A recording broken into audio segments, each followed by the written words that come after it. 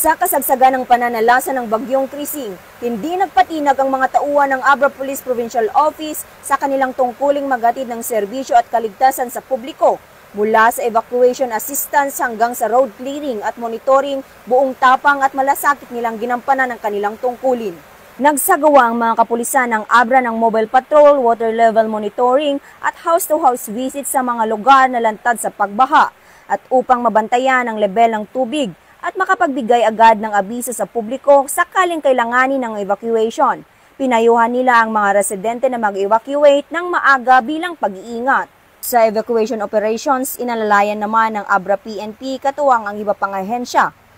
Ang mga residente mula sa mga lugar na madaling bahain at gumuho patungo sa mas ligtas na bahagi kung saan pansamantala silang nanuluyan sa mga kamag-anak para sa kanilang kaligtasan at ginhawa.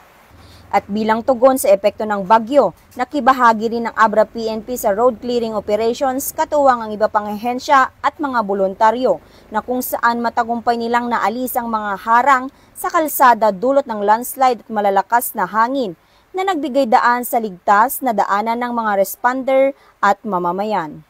Sa kabila ng hamon ng kalikasan, nanindigan ang mga kapulisan ng Abra na maging sandigan ng mamamayan. Ang kanilang sama-samang pagkilos ay patunay ng kanilang dedikasyon sa tungkulin, malasakit sa kapwa at ang paninindigang walang iwanan sa oras ng sakuna.